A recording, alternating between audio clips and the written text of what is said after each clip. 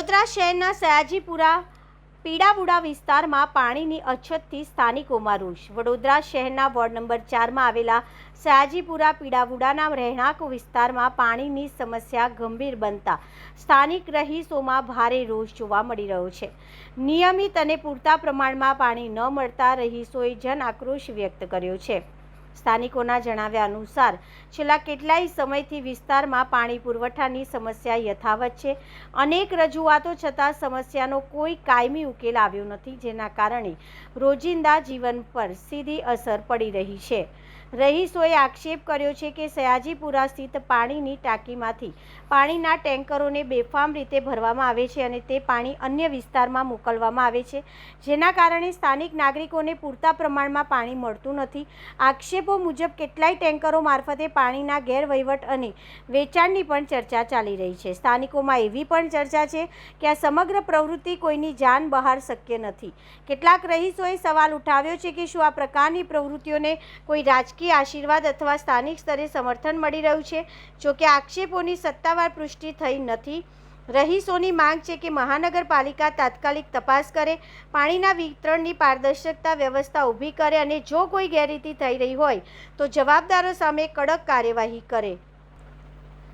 સ્થાનિકોએ ચેતવણી આપી છે કે જો પાણીની સમસ્યાનું વહેલી તકે નિરાકરણ નહીં આવે તો તેઓ ઉગ્ર આંદોલનનો માર્ગ અપનાવવા મજબૂર બનશે। હાલ સમગ્ર મામલે સ્થાનિક નાગરિકો નગરપાલિકા અને જવાબદાર અધિકારીઓ પાસેથી સ્પષ્ટ જવાબ અને તાત્કાલિક કાર્યવાહીની રાહ જોઈ રહ્યા છે। मैं दिवस में बीजे ट्रैक्टर चलाऊ छू, मैं तो અત્યારે ખાલી નાઈટ માં આવ્યો છું, કોઈ દિવસ આવ્યો નહીં।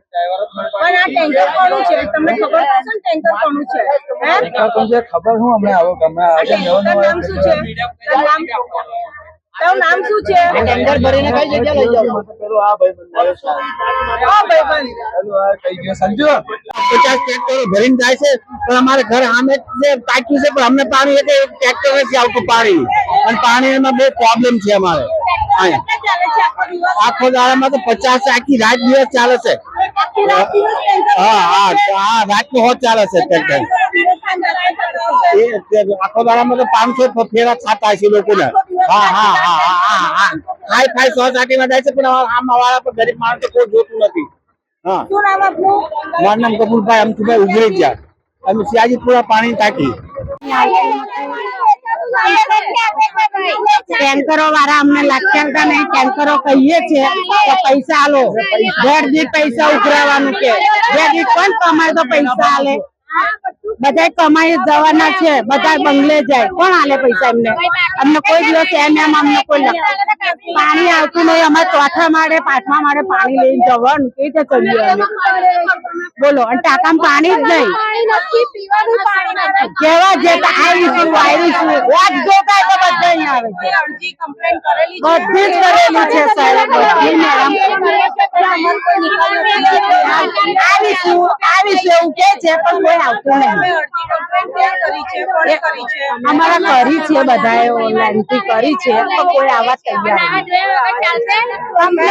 કમ્પ્લેનની જરૂરત નથી। જે સાહેબો કર્મચારીઓ એ લોકો અમને જોઈ શકે છે, અમે રોજ પાણી ભરીએ છીએ, રાતે 10-11 વાગ્યા સુધી અમે પાણી ભરી દઈએ, તો એમને સમજવું જોઈએ કે આ લોકોને તકલીફ હશે તો જ પાણી ભરી જતા હશે, પછી કોઈ હલ્લા મચાવવાની જરૂર નથી।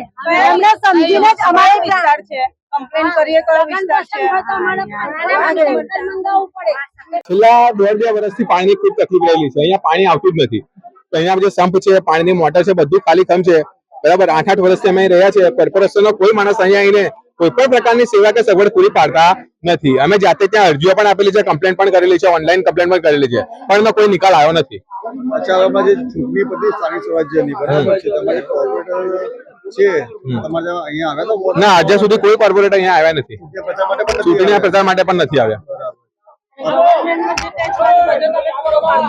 હા, ગવર્મેન્ટનો જે ટેક્સ છે, બિલ છે, એ છે, હજુ સુધી આ મકાનના વેરા આવ્યા નથી, હજુ વેરા આવ્યા નથી। આ મકાનના ઈએમઆઈ ચાલે છે, ગવર્મેન્ટના મકાન છે તો ઈએમઆઈ ચાલુ છે, બરાબર, પણ અત્યાર સુધી અહીંયા કોઈ ઇન્કવાયરીમાં નથી આવ્યું કે કોઈ હપ્તા ભરે છે કે નથી ભરતા। અહીંયા એવું છે કે કોઈ રહે છે કે નથી રહેતા, એ બરાબર જ ચાલે છે। સયાજીપુરા પાણીની ટાંકી FP 48।